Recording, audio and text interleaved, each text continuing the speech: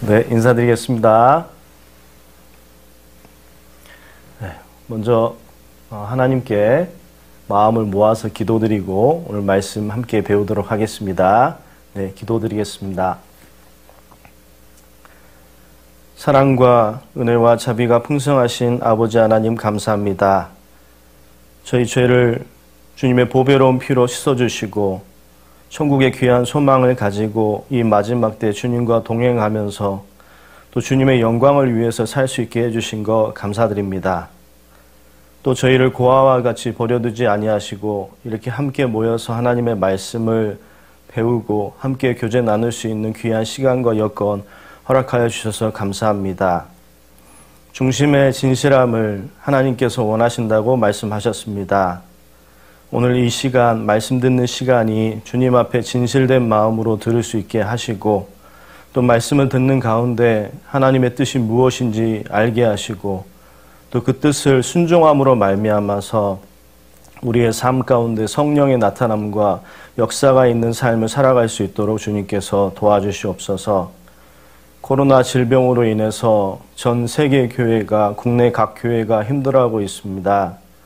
이런 시기에 교회를 지켜주시고 또 특별히 우리 사랑하는 중고등부 형제 자매님들의 신앙을 지켜주셔서 이 코로나의 시기가 믿음이 약해지고 믿음이 퇴보하는 시간이 되는 것이 아니라 구원을 확증하고 또 주님과 동행하면서 말씀과 기도와 교제와 전도에 힘쓰면서 믿음의 진보를 보일 수 있는 귀한 시간이 될 수 있도록 주님께서 도와주시옵소서. 병 중에 계신 분들, 고난 중에 계신 분들 계십니다. 언제 어디에 계시든지 간에 주님께서 의로운 오른손으로 붙들어 주시고 그 고난의 시기를 잘 넘기고 주님께 영광 돌리고 큰 은혜 받을 수 있도록 도와주시옵소서. 매일매일 그 구원의 소중함을 생각하고 또 예수님과 동행하면서 우리의 영광된 삶을 살아갈 수 있도록 주님께서 인도하여 주시옵소서. 오늘 한 시간의 말씀을 온전히 주님께만 의탁드리면서 예수님의 이름으로 기도드렸습니다. 아멘. 네, 먼저 말씀 한 구절 함께 찾고 시작하도록 하겠습니다. 출애굽기 12장입니다. 출애굽기 12장입니다. 구약 98페이지입니다. 출애굽기 12장 5절부터 14절까지 말씀을 제가 천천히 읽도록 하겠습니다. 출애굽기 12장 5절부터 14절까지 말씀입니다. 너희 어린 양은 흠없고 일련된 수컷으로 하되 양이나 염소 중에서 취하고 이달 14일까지 간직하였다가 해질 때에 이스라엘 회중이 그 양을 잡고 그 피로 양을 먹을 집 문 좌우 설주와 임방에 바르고 그 밤에 그 고기를 불에 구워 무교병과 쓴 나물과 아울러 먹되 난로나 물에 삶아서나 먹지 말고 그 머리와 정광이와 내장을 다 불에 구워 먹고 아침까지 남겨두지 말며 아침까지 남은 것은 곧 소화하라. 너희는 그것을 이렇게 먹을지니 허리에 띠를 띠고 발에 신을 신고 손에 지팡이를 잡고 급히 먹으라. 이것이 여호와의 유월절이니라. 내가 그 밤에 애굽 땅에 두루다니며 사람과 짐승을 물어나고 애굽 나라 가운데 처음 난 것을 다 치고 애굽의 모든 신에게 벌을 내리리라. 나는 여호와라. 내가 애굽 땅을 칠 때에 그 피가 너희의 거하는 집에 있어서 너희를 위하여 표적이 될지라. 내가 피를 볼 때에 너희를 넘어가리니 재앙이 너희에게 내려 멸하지 아니하리라. 너희는 이 날을 기념하여 여호와의 절기를 삼아 영원한 규례로 대대에 지킬지니라. 13절 한 절만 우리가 멀리 떨어져 있지만 다 같이 함께 읽도록 하겠습니다. 내가 애굽 땅을 칠 때에 그 피가 너희의 거하는 집에 있어서 너희를 위하여 표적이 될지라. 내가 피를 볼 때에 너희를 넘어가리니 재앙이 너희에게 내려 멸하지 아니하리라. 예, 오늘 공과 말씀의 제목이 무엇인지 아시죠? 오늘 공과 말씀의 제목은 유월절과 출애굽입니다. 어떻게 보면은 성경에서 가장 중요한 주제가 구원입니다. 그래서 유월절은 구원과 연관이 깊고 유월절 어린 양은 예수 그리스도와 연관이 깊습니다. 그래서 오늘 말씀을 잘 듣고 구원의 소중함에 대해서 좀 잘 깊이 묵상하는 그런 시간이 되었으면 좋겠습니다. 우리가 전도집회 말씀을 들으면 누구나 깨달을 수 있는 것이 한 가지가 있습니다. 성경이 사실이고 하나님께서 살아계시고 또 무엇을 깨달을 수 있습니까? 우리가 죄인이라는 것을 깨닫게 됩니다. 이 성경에 말씀하시는 죄인은 크게 네 가지 의미가 있습니다. 첫 번째 죄인의 의미가 무엇입니까? 내가 태어날 때부터 죄인이라는 것입니다. 그리고 두 번째가 마음과 행동과 말로 범죄한 죄인이라는 것을 우리가 깨닫게 되는 것입니다. 그리고 히브리서 9장 27절 말씀에 있는 것처럼 한 번 죽는 것은 사람에게 정하신 것이요 그 이후에는 심판이 있다고 그랬죠. 그래서 죽고 끝나는 것이 아닙니다. 죽음이라는 것은 이 흙집에서 영원히 분리되는 것이고 우리가 주님을 만나서 심판을 받게 된다는 것입니다. 그래서 우리는 죽고 심판받을 죄인이라는 것을 깨닫게 됩니다. 그리고 심판받고 나의 모든 죄 때문에 지옥, 영원히 꺼지지 않는 그 불모, 둘째 사망에 갈 수밖에 없는 운명에 있다는 것을 우리가 깨닫게 됩니다. 그래서 죽고 심판받고 지옥 갈 죄인이라는 것을 우리가 말씀을 들으면 깨닫게 되는 것입니다. 자신이 죄인이라는 것을 확실하게 깨닫게 되면요, 마음속에 간절한 열망이 올라오게 됩니다. 그 열망이 무엇입니까? 그 죄를 사함받고 싶어하는, 그 죄를 없애고 싶어하는 그런 마음이 있다라는 것입니다. 그런데 하나 여쭤보겠습니다. 어떻게 하면 죄가 없어집니까? 하나님께서 우리에게 주신 유일한 방법, 죄를 없애는 방법이 무엇입니까? 어디에 정답이 나와 있습니까? 마가복음 1장 15절에 정답이 나와 있습니다. 때가 차고 하나님의 나라가 가까웠으니 회개하고 복음을 믿으라. 한번 따라해 볼까요? 회개하고 복음을 믿으라. 회개하고 복음을 믿으라고 성경은 말씀하시는 것입니다. 회개라는 것은요, 뉘우칠 회자에 고칠 개자를 씁니다. 내가 죄인이라는 그 사실을 겸허하게 인정하고 내가 죄 가운데 살았던 나의 삶을 뉘우치는 것입니다. 그리고 그 영혼의 죄병을 고침받기 위해서 영혼의 의사이신 예수 그리스도께로 나아오는 것이 회개하는 것입니다. 그런 마음들 다 가지셨죠. 구원 받으실 때. 좀 더 회개를 쉽게 말하면 시편 41편 4절 말씀에 여호와여 나를 긍휼히 여기소서 내가 주께 범죄하였사오니 내 영혼을 고치소서. 우리가 구원받기 위해서는 그런 회개하는 마음을 가져야 됩니다.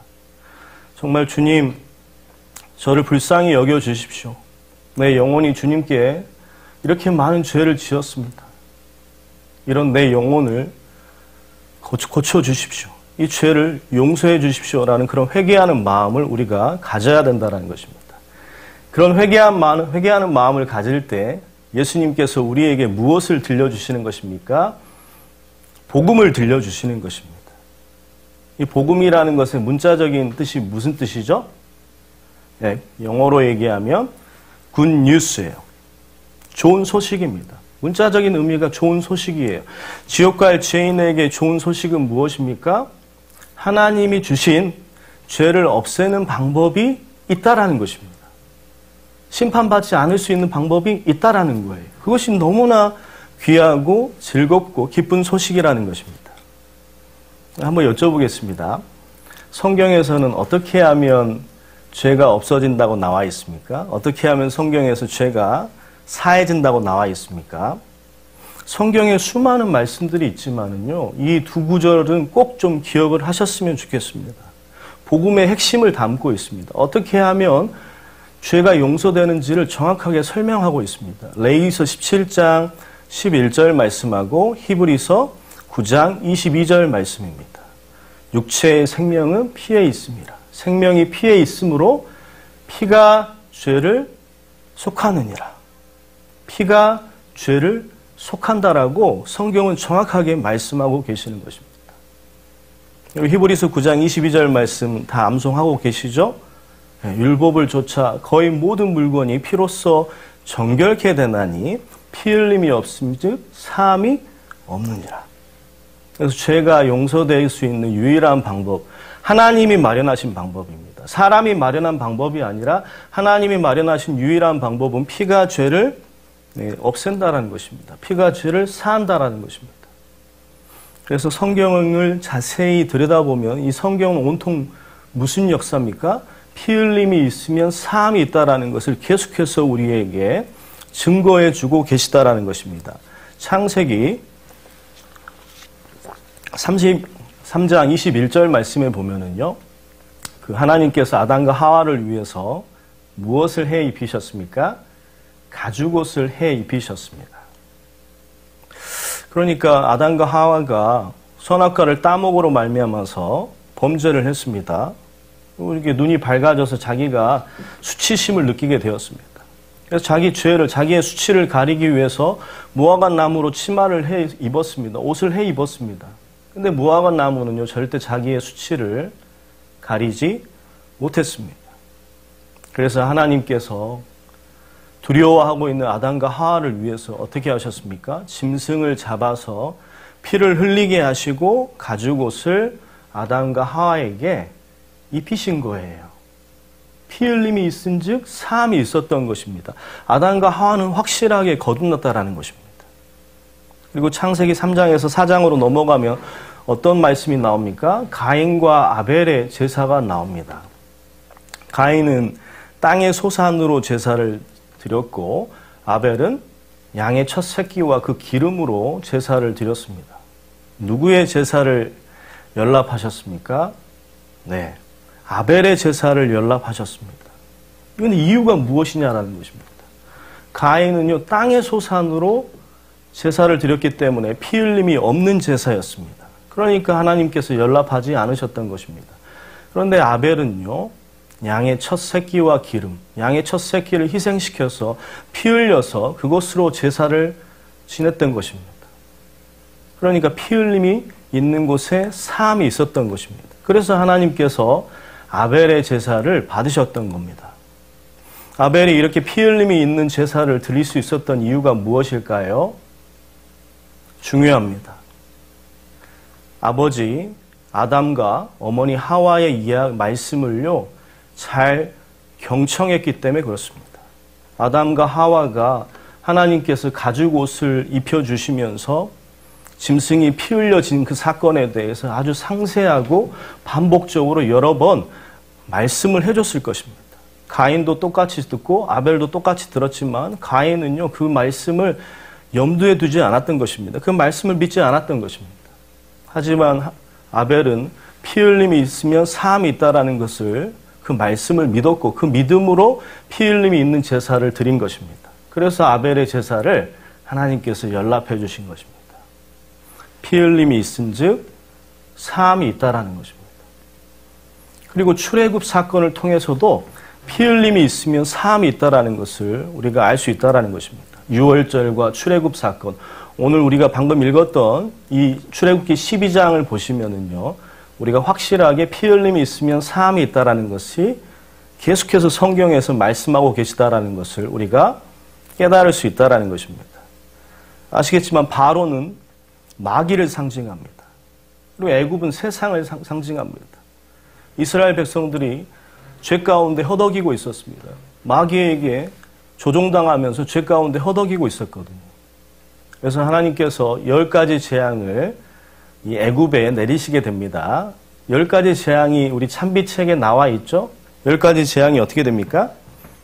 애굽에 하나님께서 내린 10가지 재앙이 피, 이렇게 외우시면 좋습니다. 피, 개, 이, 파, 악, 독, 우, 매, 흑, 장. 저는 이렇게 외웠어요. 10가지 재앙을 어떻게 외웠다고요? 피, 개, 이, 파, 악, 독, 우, 매, 흑, 장. 외계어 같은데, 피는 뭐겠습니까? 피재앙, 개는 개구리재앙, 이재앙, 파리재앙, 악질재앙, 독종재앙, 우박재앙, 메뚜기재앙, 흑암재앙이고, 마지막 10번째 재앙이 무엇이었습니까? 네, 창자가 죽는 재앙이었습니다. 짐승의 첫 번째로 난 새끼나 이 사람의 장자, 첫 번째 아들이나 첫 번째 장자가 죽는 그런 재앙을 하나님께서 내리셨다라는 것입니다. 그런데 하나님께서 주시는 유일하게 이 재앙을 피할 수 있는 방법이 무엇이었습니까? 그건 문 좌우 설주하고 임방에 어린 양을 잡아서 그 어린 양의 피를 바르는 것입니다. 그리고 그 피를 볼 때 내가 너희를 넘어가리라 말씀하셨습니다. When I see the blood, I will pass over you. 여기 정확하게 성경에서 나와 있습니다. 영어 성경 보면 나와 있습니다. 그 피를 볼 때에 내가 너를 넘어간다라는 것입니다. 피 흘림이 있으면 사함이 있고 피 흘림이 있으면 심판을 피할 수 있다라고 하나님께서 정확하게 복음을 말씀해 주시고 계시다라는 것입니다. 그래서 6월절이 넘을 유, 넘을 월이죠. 피를 볼 때에 넘어간다라는 것을 기념하는 날이고 영어로 Passover Day 이렇게 표현하고 있습니다. 그래서 6월절 사건을 통해서도 우리가 무엇을 알 수 있습니까? 피 흘림이 있으면 사함이 있다라는 것을 우리가 확실하게 그 진리를 확인할 수가 있습니다. 그리고 레위기서 16장에 보시면 대속죄일이 나옵니다. 이스라엘 백성들이 그 1년 동안의 그 죄를요, 사함받기 위해서 이 수염소를 잡았습니다. 그 수염소를 잡아가서 그 피를 갖다가 어디에 뿌렸습니까? 한번 따라해 볼까요? 속죄소. 속죄소가 무엇입니까? 언약궤 윗부분을 가리키는 건데, 이 속자가 없앨 속자죠. 죄를 없애는 장소라는 것입니다. 그 속죄소에다가 수염소를 잡아가지고 그 피를 속죄소 위와 앞에 뿌렸다라는 것입니다. 피 흘림이 있으면 사함이 있었다라는 것입니다. 이스라엘 자손의 모든 죄를 위하여 1년 1차 속죄할 것이니라. 그래서 1년에 한 번씩 이렇게 계속해서 하면서 죄를 사함받았다라는 것입니다. 그런데 히브리서 10장에 보시면은요, 이런 말씀이 또 나오죠. 히브리서 10장 1절 말씀에 보면 어떤 말씀이 있습니까? 해마다 늘 드리는 같은 제사로는 언제든지 나오는 자들을 온전케 할 수 있다 없다? 없느니라 이렇게 나와 있다라는 거예요. 그러니까 해마다 늘 드리는 같은 제사로는 언제든지 나오는 자들을 온전케 할 수 없다라고 나왔습니다. 이유가 무엇입니까? 히브리서 10장 4절 말씀에 이는 황소와 염소의 피가 능히 사람의 죄를 없이 하지 못함이니라 이렇게 나와 있거든요.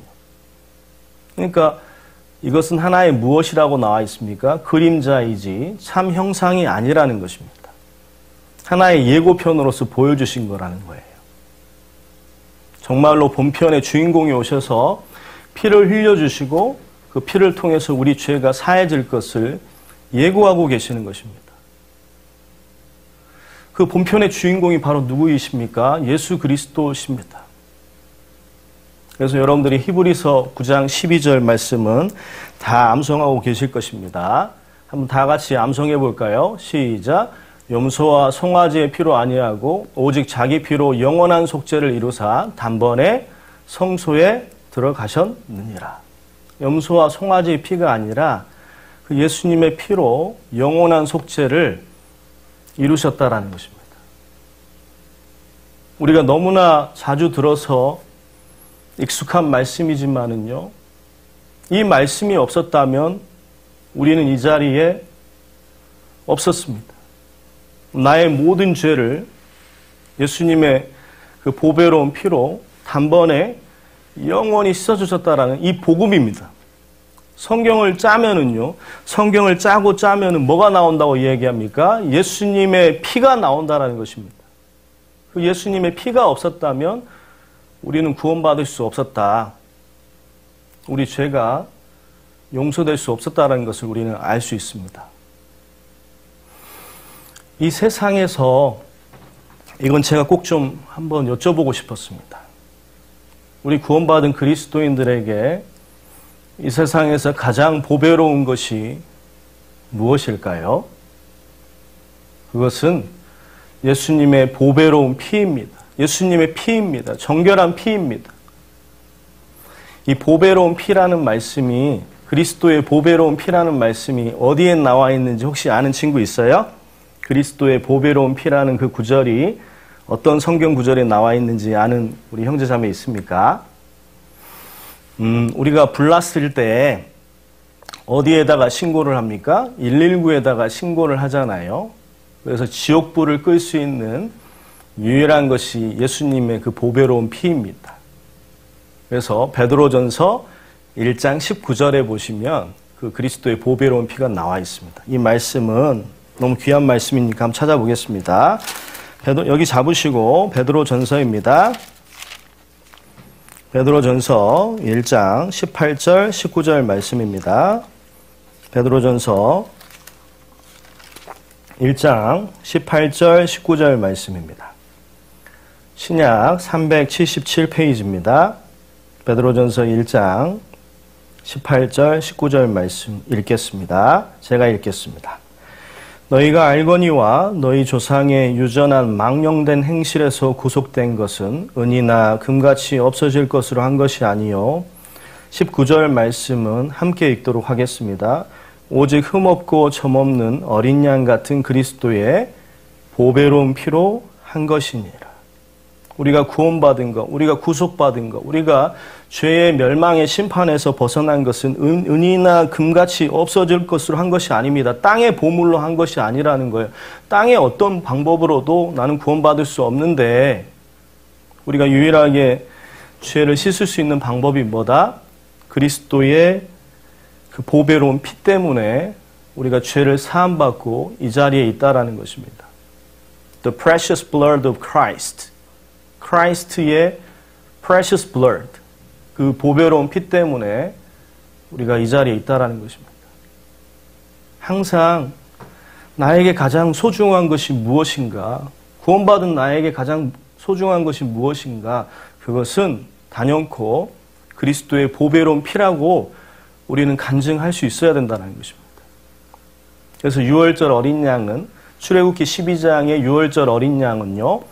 결국에 예수 그리스도를 예표하고 있습니다. 공통점이 많습니다. 그래서 이 유월절 어린 양하고 예수 그리스도를 비교해 보면 정확하게 일치되는 부분들이 많다라는 것을 알 수 있습니다. 이 공통점 몇 가지만 한번 생각해 보겠습니다. 어린 양, 유월절 어린 양과 예수 그리스도의 공통점입니다. 자, 출애굽기 12장으로 다시 돌아가겠습니다. 출애굽기 12장 3절 말씀입니다. 출애굽기 12장 3절에 보시면 너희는 이스라엘 회중에게 고하여 이르라. 이달 열흘에 너희 매인이 어린 양을 취할지니 각 가족대로 그 식구를 위하여 어린 양을 취하되. 6절 보겠습니다. 이달 14일까지 간직하였다가 해질 때에 이스라엘 회중이 그 양을 잡고 이렇게 나와 있습니다. 그 유월절 어린 양은요 언제 준비를 했습니까? 정월에 준비를 했습니다. 이스라엘의 정월은 니산월이라고 합니다. 그래서 니산월 10일에 1월 10일에 준비를 했습니다.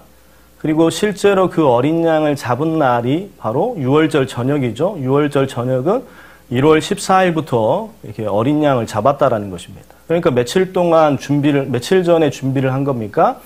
1월 10일부터 준비를 해서 14일 날 저녁에 실제로 어린 양을 잡았다라는 거예요. 그러니까 4일 전부터 준비를 했다라는 거예요. 예비했다라는 것입니다. 이스라엘 백성들의 죄를 위해서 예비를 했다라는 것입니다.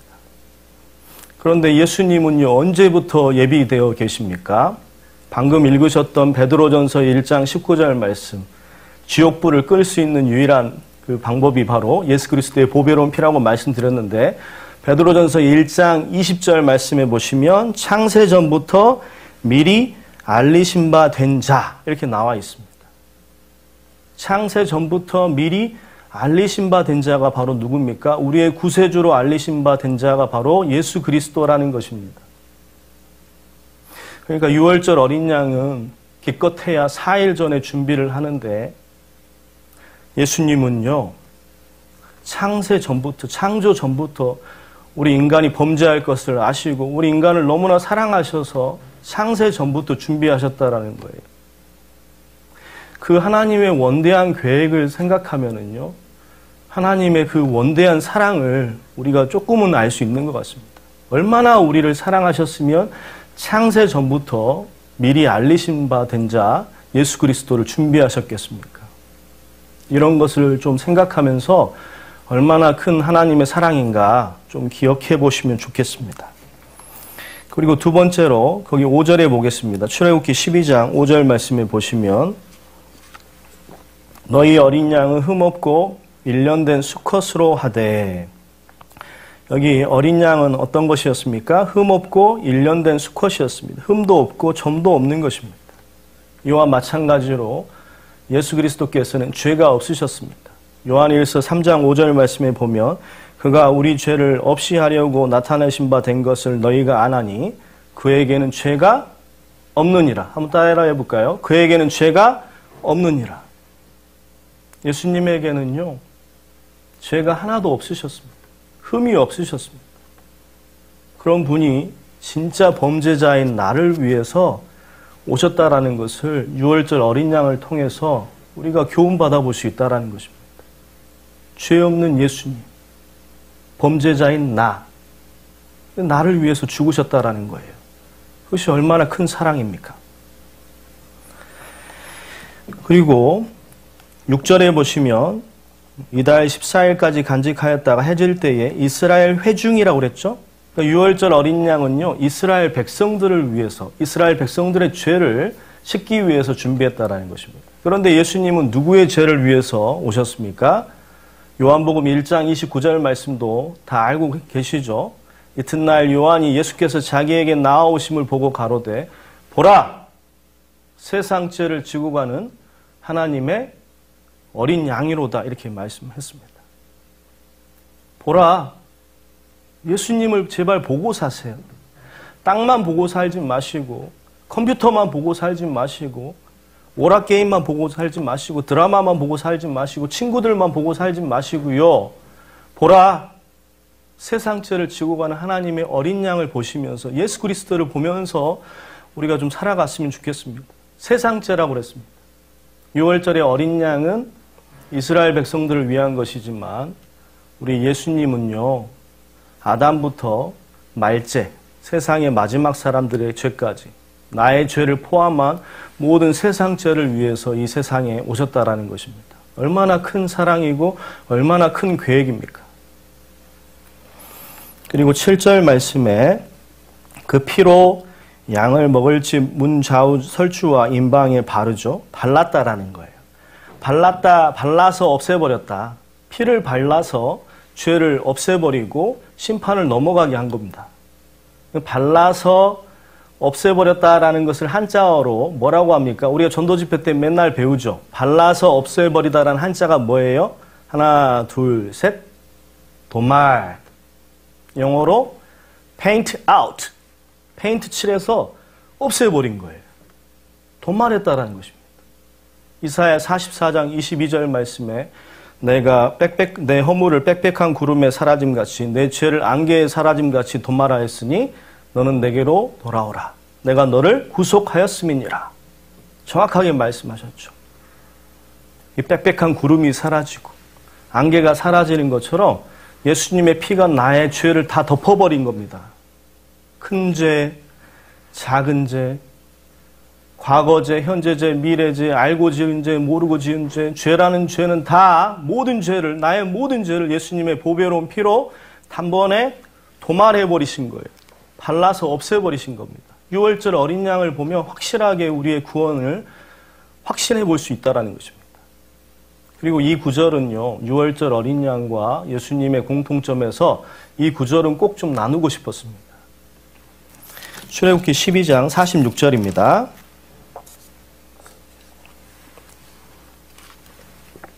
출애굽기 12장 46절 말씀입니다. 찾으셨으면 이 말씀은 다 같이 함께 읽어보겠습니다. 한 집에서 먹되 그 고기를 조금도 집 밖으로 내지 말고 뼈도 꺾지 말지며. 여기 6월절 어린 양을 먹을 때, 구워서 먹을 때 뼈도 꺾지 말라고 나왔거든요. 6월절 어린 양은 뼈를 꺾지 않았습니다. 근데 이 말씀이요, 그대로 예수님에게도 실현되었습니다. 성경을 읽다가 보면은요, 정말 등골이 오싹해질 때가 많습니다. 디테일한 부분까지 이 예언들이 맞아 들어가는 거예요. 성경이 사실이라는 것을 확신할 수 있는 구절 중에 하나입니다. 예언이 되어 있는데, 디테일하게 예언이 되어 있는데 그 디테일한 예언이 그대로 성취가 됐다라는 것입니다. 여기 잡으시고 요한복음 19장을 보겠습니다. 요한복음 19장 말씀입니다. 요한복음 19장 32절에서 36절까지 말씀입니다. 요한복음 19장 32절 말씀입니다. 자, 군병들이 가서 예수와 함께 못 박힌 첫째 사람과 또 그 다른 사람의 다리를 꺾고 예수께 이르러는 이미 죽은 것을 보고 다리를 꺾지 아니하고 그중 한 군병이 창으로 옆구리를 찌르니 곧 피와 물이 나오더라. 36절 말씀 한 절만 다 함께 읽도록 하겠습니다. 이 일이 이룬 것은 그 뼈가 하나도 꺾이우지 아니하리라 한 성경을 응하게 하려 함이라. 그 뼈가 하나도 꺾이우지 아니하리라라고 이렇게 성경에 예언이 되어 있습니다. 그런데 그 예언의 말씀이 그대로 성취가 되었다라는 것입니다. 6월절 어린 양도 뼈가 꺾이지 않았고 예수 그리스도도 뼈가 꺾이지 않으셨습니다. 그런데 뼈가 꺾이지 않았다라는 것이 무슨 말입니까? 예수님의 생애는요, 흠이 없었습니다. 꺾일 것이 아무것도 없는 완벽한 삶이었다라는 것입니다. 예수님의 삶 속에서 꺾여야 할 것이 하나도 없을 정도로 예수님은 완벽한 그런 삶을, 완전한 삶을 사셨다라는 것입니다. 꺾일 것이 아무것도 없는 삶, 정결한 삶, 완벽한 삶을 사신 그 예수님께서 어떻게 하셨습니까? 저는 이 구절을 읽을 때마다 참 눈물이 많이 났습니다. 꺾일 것이 없는 그 예수님, 하나님 앞에서 완벽한 삶을 살아가신 그 예수님께서요, 꺾일 것이 너무나 많은 죄인, 우리는 너무나 꺾일 것이 많지 않습니까? 나의 고집, 나의 습관, 나의 교만, 나의 죄, 너무나 꺾일 것이 많지 않습니까? 이런 꺾일 것이 많은 나를 위해서 어떻게 해주셨습니까? 거기 34절 말씀입니다. 그중 한 군병이 창으로 옆구리를 찌르니 곧 피와 물이 나오더라. 이 꺾일 것이 없는 예수님께서 온통 꺾일 것 투성인 나를 위해서 피를 흘려주신 거예요. 저는 이 구절을 읽을 때, 묵상할 때 참 많이 울었던 기억이 납니다. 하나님 앞에서 정말 완벽한 삶을 사셨는데 꺾일 것이 없으신 그 예수님께서 너무나 꺾일 것이 많은 나를 위해서 이렇게 피를 흘려서 돌아가셨구나. 너무나 감사하다. 앞으로 나도 인생을 살 때 뼈를 꺾으면서 살아야 되겠다. 나의 고집, 나의 교만, 나의 생각, 나의 방법, 나의 죄, 이런 것들을 꺾으면서 살아야 되겠다라고 제가 다짐했던 그런 기억이 납니다. 우리도 6월절 어린 양을 배우면서 예수 그리스도를 생각하고 감사하고 고마워하면서 우리의 뼈를 한번 꺾어보자, 이런 마음들을 좀 품으셨으면 좋겠다라는 것입니다. 그리고 6월절에 무엇을 먹었는지를 또 생각해 보면서 조금 더 구원에 대해서 정확하게 깊이 묵상해 보겠습니다. 출애굽기 12장으로 다시 돌아가겠습니다. 6월절에 먹었던 것들을 또 조금 생각해 보겠습니다. 출애굽기 12장 8절 말씀입니다. 그 밤에 그 고기를 불에 구워 먹었습니다. 9절에 보시면 날로 먹지 않았다라는 말씀이 있거든요. 그러니까 아까 1월 10일에 양을 준비하고 실제 양을 구워 먹은 날은 언제입니까? 1월 14일 저녁, 6월절 저녁에 양을 구워서 먹었던 것입니다. 근데 양은 반드시 구워 먹으라고 하셨어요. 날로 먹으면 안 된다는 것입니다. 이게 무엇을 나타내는 겁니까? 죄의 싹슨 사망입니다. 죄가 사해지기 위해서는요, 누군가가 반드시 대신 희생돼야 된다는 것입니다. 예수님의 고난이 없는 그런 구원은 있을 수가 없다라는 거예요. 날로 먹는 것은요, 예수님의 고난이 없는 구원입니다. 그것은 있을 수가 없다라는 것입니다. 예수님께서 나의 죄를 위해서 대신 고난 받으시면서 피 흘려 죽으셨을 때 나의 구원이 완성된다라는 것을 정확하게 알려주고 계시는 것입니다. 그리고 9절에 보시면 물에 삶아서나 먹지 말고, 이 물이라는 것은 불순물을 말하는 것입니다. 복음에는요, 절대 예수님의 보배로운 피 외에는 절대 불순물이 섞여서는 안 됩니다. 나의 선행, 또 종교, 직분, 자백, 체험 이런 것들이 섞이면 안 된다라는 거예요. 이사야 1장 22절 말씀에 보시면 내 은은 찢기가 되었고 너의 포도주는 물이 섞였도다. 너의 포도주는 물이 섞였도다. 포도주에 물이 섞이면 안 된다라는 것입니다. 예수 그리스도의 그 보배로운 피, 베드로전서 1장 19절에 나와 있는 그 보배로운 피 외에는 그 어떤 것도 섞여서는 안 된다는 것입니다. Only Jesus. 예수님의 그 보배로운 피 때문에 우리가 구원받았다라는 것을 한번 깊이 묵상해 보시면 좋겠습니다. 9절에 그 뒷부분에 보시면 그 머리, 세 번째로 먹었던 것이 무엇입니까? 그 머리와 정광이와 내장을 다 불에 구워 먹었다라는 것입니다. 머리와 정광이와 내장을 다 불에 구워 먹었다. 이게 무슨 말씀이실까요? 정광이는 사람으로 말하면은요, 머리부터 발끝까지 다 먹었다라는 얘기죠. 그리고 외부만 먹은 것이 아니라 내부까지 다 먹었다라는 거예요. 쉽게 말하면 모든 부위를 다 구워서 먹었다라는 것입니다. 이것은 무엇을 말씀하시는 겁니까? 예수님에 관련돼서 모든 것을 믿어야 된다는 것입니다. 예수님이 하나님이신 것을 믿어야 됩니다. 그리고 예수님이 십자가에 못 박혀 돌아가신 것도 믿는데 부활을 안 믿어. 그것은 구원이 아니라는 것입니다. 예수님에 관련된 모든 것을 믿을 때 그것이 구원이 된다는 것입니다. 로마서 4장 25절 말씀에 보면 예수는 우리 범죄함을 위하여 내어줌이 되고 또한 너희를 의롭다 하심을 위하여 살아나셨느니라. 그러니까 예수님께서 살아나셨기 때문에 죽음을 초월하는 그런 모습을 우리에게 보여주셨기 때문에 정말로 예수님께는 영생을 주실 수 있는 능력이 있으시구나라는 것을 우리가 확신할 수 있다는 것입니다. 그래서 우리는 예수님께서 하나님이시고 예수님께서 우리 죄를 위해서 대신 피 흘려 못 박혀 돌아가셨고 그리고 죽은 지 사흘 만에 부활하셔서 우리의 의롭다 하심을 증명하고 계시고 또 영생을 주실 수 있는 것을 보여주셨고 그리고 어떻습니까? 이제 주님의 그 재림이 가깝습니다. 머지않아 심판주로 영광의 주로 재림하실 것이고 그때 온 세상을 심판하실 거라는 거 이런 것을 다 예수님에 관련된 부분을 다 우리가 믿어야 된다는 것입니다. 그랬을 때 우리가 확실하게 거듭난다라고 우리가 6월절 어린 양을 통해서 교훈받을 수 있다는 것입니다. 그리고 네 번째로 또 먹었던 것이 무엇입니까? 11절에 보시면은요.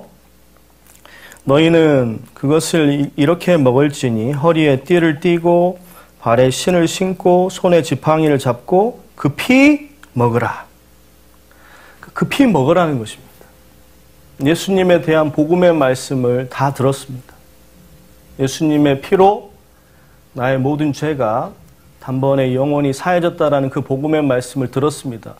들었으면은요, 그걸 미루면 안 됩니다. 믿는 것을 미루면 안 된다는 것입니다. 그 피 먹어야 됩니다. 바로 순종하고 바로 믿고 순종할 필요가 있다는 것입니다. 죽기 5분 전에 믿겠다. 이런 것은 있을 수 없다는 것입니다. 그것은 구원받은 사람의 모습이 아니라는 것입니다.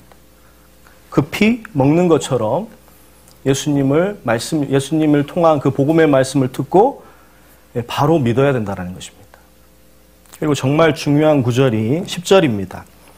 10절 말씀 보기 전에 8절 말씀 보겠습니다. 8절의 후반부에 보시면 무교병과 쓴 나물과 아울러 먹되 그러니까 1월 14일 저녁에 6월절 어린 양을 불에 구워 먹으면서 같이 먹었던 것이 있는데 같이 먹었던 것이 무엇입니까? 바로 여기 나온 무교병과 쓴 나물입니다.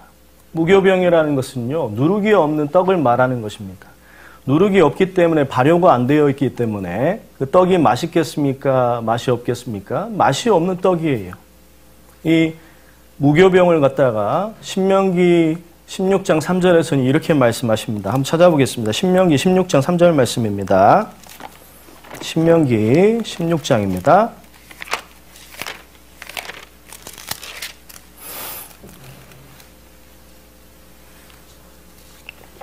자, 무교병과 왜 쓴나물을 함께 먹었나? 신명기 16장 3절 말씀입니다. 유교병을 그것과 아울러 먹지 말고 7일 동안은 무교병 곧 고난의 떡을 그것과 아울러 먹으라.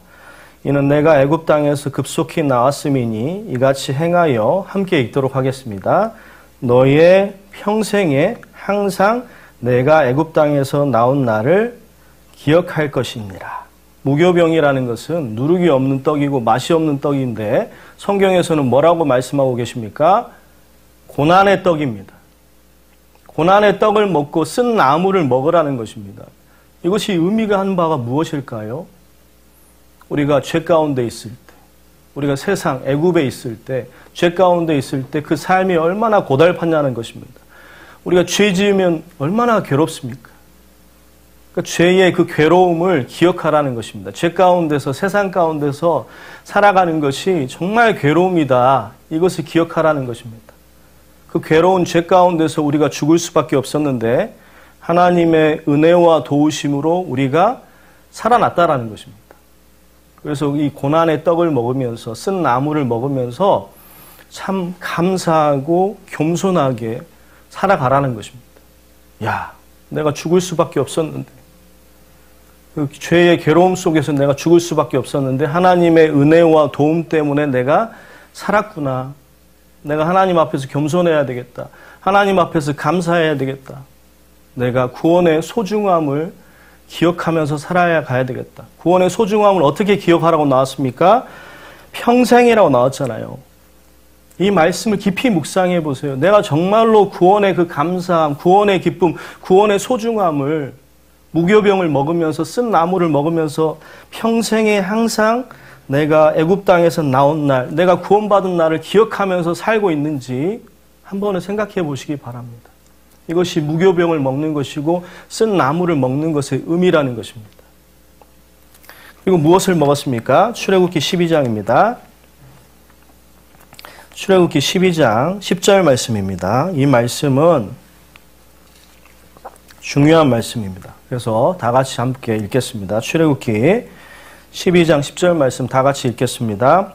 아침까지 남겨두지 말며 아침까지 남은 것은 곧 소화하라. 이 6월절 어린 양은요, 먹는 기한이 정해져 있다는 것입니다. 밤에만 먹을 수 있었어요. 밤이 지나고 아침이 오면은요, 6월절 어린 양을 먹을 수 있었다 없었다? 먹지 못하는 것입니다. 보라, 지금은 은혜 받을 만한 때요. 보라, 지금은 구원의 날입니다. 지금 우리 시대는 은혜 시대이고 성령 시대이기 때문에 누구나 복음을 듣고 믿기만 하면 구원을 받을 수 있는 날이에요. 아직은 6월절 어린 양을 먹을 수 있는 그런 기간이라는 것입니다. 하지만 이 밤이 끝나가고 있습니다. 이제 곧 아침이 옵니다. 6월절 어린 양을 더 이상 구워 먹을 수 없는 그 아침이 온다라는 것입니다. 모든 것을 소화하는 그런 날이 온다라는 것입니다. 우리가 코로나 때문에 힘들어하고 마스크를 끼고 다니고 있습니다. 세상의 마지막 시대라는 것이 확실하죠. 마지막 시대의 징조입니다. 머지않아 예수 그리스도께서 오시면 우리가 6월절 어린 양을 영접할 수 있는 그런 시간이 이제 없습니다. 세상의 끝이 가깝다라는 것입니다. 확실히 거듭나셨습니까? 확실히 6월절 어린 양을 불에 구워 드셨습니까? 정말 그 예수님의 그 보배로운 피를 믿고 그 죄가 내 죄를 사해졌다는, 영원히 사해졌다는 그 복음의 말씀을 확실하게 믿고 있고 평생에 항상 소중하게 생각하고 감사하고 살고 있습니까? 그렇게 살라라고 6월절 어린 양을 통해서 우리에게 교훈해주고 계시다는 것입니다. 타작마당을 정하게 하사 알곡은 모아 곡간에 들이고 쭉정이는 모아 불에 태우는 날, 심판날이 반드시 올 겁니다. 내가 알곡인가? 정말 거듭났는가? 내가 구원의 그 소중함, 예수 그리스도의 그 보배로운 피를 기억하면서 항상 매일 감사하며 살고 있나? 이것을 한 번은 깊이 6월절 어린 양과 출애굽 사건을 통해서 생각해 보시기 바랍니다. 그리고 마지막으로 이 6월절은요, 무교절하고 연결이 되어 있습니다. 1월 14일 저녁에 양고기를 불에 구워 먹고 무교병과 쓴나무를 같이 먹었죠. 그리고 1월 15일부터 21일까지 7일 동안 무엇을 먹었습니까? 무교병만 먹었습니다. 유교병을 먹는 자는 끊어진다고 말씀하셨죠. 그러니까 유월절하고 무교절은 연결이 돼 있는데 무교절에는 뭐만 먹는다고요? 7일 동안 무교병만 먹는다는 것입니다. 아까 무교병이 무엇을 의미했습니까? 죄 가운데 있으면 괴롭다라는 거예요. 고난의 떡이라는 것입니다. 그리고 두 번째 무엇을 기억하라는 것입니까? 야, 내가 죄 가운데서 괴로움 가운데 죽을 뻔했는데 하나님의 도우심과 은혜 덕택에 살았구나. 내가 겸손하게 감사하면서 구원의 소중함을 기억하면서 살아야 되겠다. 이런 생각을 하라는 것입니다. 그리고 또 하나가 있습니다. 이 무교병은요, 누룩이 없는 떡입니다. 누룩이 없다라는 것은, 누룩은 죄, 뭐예요? 성경에서 죄를 상징하죠. 죄 없는 정결한 삶을 살아가라. 확실하게 구원받았다면 구원 이후에는 정결한 삶을 살면서 하나님의 영광을 위해서 살아가라라고 말씀하시는 것입니다. 구원만 받고 끝나지 말고 정결한 삶을 살면서 영광스러운 삶을 살아가라고 말씀하시는 것입니다. 고린도전서 5장입니다. 고린도전서 5장 7절 말씀입니다. 고린도전서 5장 7절 8절 말씀입니다. 우리가 무교절을 생각할 때, 유월절과 무교절을 생각할 때 이 구절을 떠올려 보시면 좋겠습니다. 고린도전서 5장 7절과 8절 말씀입니다. 제가 읽겠습니다. 너희는 누룩 없는 자인데 새 덩어리가 되기 위하여 묵은 누룩을 내어버리라. 우리의 유월절 양 곧 그리스도께서 희생이 되셨느니라. 이러므로 우리가 명절을 지키되 묵은 누룩도 말고 괴악하고 악독한 누룩도 말고 함께 읽겠습니다. 오직 순전함과 진실함에 누룩 없는 떡으로 하자. 7절에 우리의 유월절 양 곧 그리스도께서 희생되셨느니라. 이 유월절 양을 통해서 확실하게 구원을 받았다면 앞으로 인생을 어떻게 살라는 것입니까? 묵은 누룩을 내어버리라는 것입니다. 묵은 누룩을 내어버리고 오직 순전함과 진실함에 누룩 없는 떡, 순전하고 진실된 정결한 삶을 살아가면서 주님의 영광을 위해서 살라는 것입니다. 쉽게 말하면 구원만 받고 끝나는 것이 아니라 영광이 있다라는 것입니다. 함께 따라해 보겠습니다. 구원과 영광. 구원만 생각하지 말고 영광도 생각하라는 것입니다. 성경은 계속해서 그렇게 말씀하시는 것입니다. 내가 백화점에 가가지고 정말 비싼 돈을 들여가지고 2개의 선물을 샀습니다. 근데 집에 와서 보니까요, 선물 하나를 놔두고 왔어요. 근데 구원이란 선물은 내가 갖고 왔는데 어떤 선물을 놔두고 온 겁니까? 구원받고 내 삶을 마음대로 살아버린 거예요. 정결된 삶을 살지 않은 것입니다. 누룩이 끼어있는 그런 삶을 살아버린 것입니다. 영광스럽지 못한 삶을 살아버린 것입니다. 구원만 받고 영광은 잃어버리는 그런 삶을 살았다라는 것입니다. 우리는요, 구원받았으면 이제 영광을 위해서 사셔야 돼요. 구원과 영광을 위해서 우리는 살아가야 된다는 것입니다. 시편 62편 7절 말씀에 나의 구원과 영광이 하나님께 있으며 이렇게 말씀하셨습니다. 나의 구원과 영광이 하나님께 있다라고 말씀하셨습니다. 구원만 있는 것이 아니라 영광도 있다라는 것을 우리는 기억할 필요가 있습니다. 우리의 구원의 영광의 원천이 누구십니까? 마태복음 1장 1절 말씀을 혹시 암송할 수 있는 우리 형제자매 있습니까? 마태복음 1장 1절 말씀을 혹시 암송할 수 있는 형제자매? 아브라함과 다윗의 자손 곧 예수 그리스도의 세계라. 왜 하필 구약의 대표적인 인물을 아브라함으로 잡았을까요? 그리고 다윗으로 잡았을까요? 아브라함은요, 믿음으로 의롭다함을 받은 사람입니다. 구원을 상징하는 거죠. 믿음으로 의롭다함을 받은 사람의 대표가 아브라함입니다. 그리고 다윗은 무엇의 대표가 있겠습니까?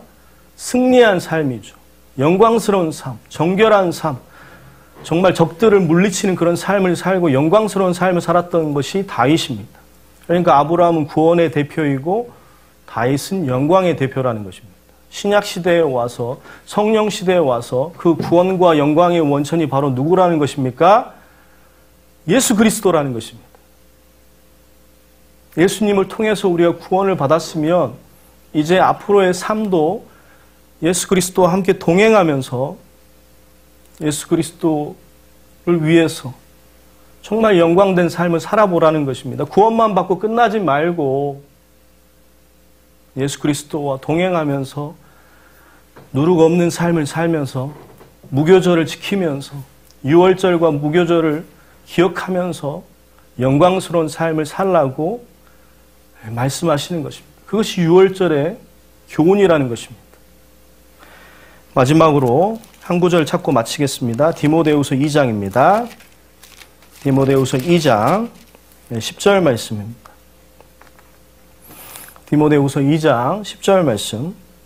그러므로 내가 택하신 자를 위하여 모든 것을 참음은 저희로도 함께 읽겠습니다. 그리스도 예수 안에 있는 구원을 영원한 영광과 함께 얻게 하려 함이로다. 여기 뭐라고 나왔습니까?